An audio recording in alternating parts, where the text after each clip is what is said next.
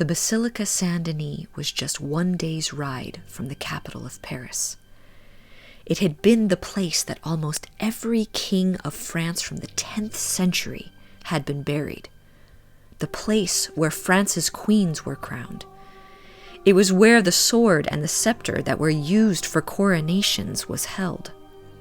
And during the French Revolution, those tombs and the basilica itself represented everything the revolutionists were against. In 1793, it was ordered by the National Convention to destroy any and all signs of feudalism, as well as noble and royal tombs in all buildings in the entire Republic. The destruction of Saint Denis took place in 2 phases. Funerary monuments were smashed to the ground. Bodies were taken from tombs. Teeth were pulled. Remaining hair was pulled from skulls. Fingernails, jawbones, and leg bones were taken as souvenirs.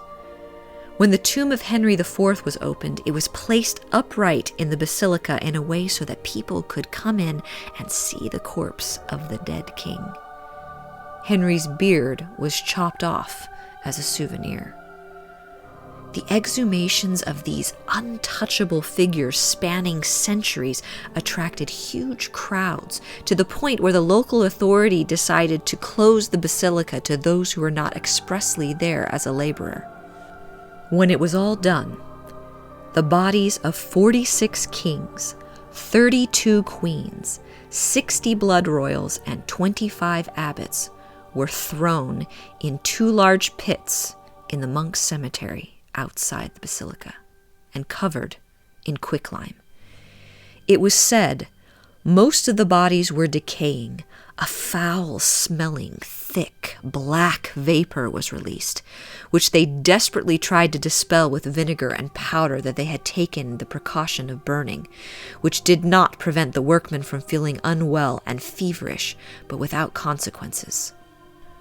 When Louis XVIII ascended to the throne some 20 years later, he ordered that the remains of Marie Antoinette and his brother Louis XVI be reinterred in a grand ceremony in the basilica. He then ordered for a search and retrieval of the lost bodies in the monks' cemetery.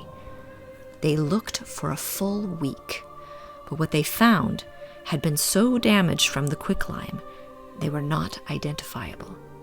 What was found was collected and put in an ossuary in the crypt of Saint Denis.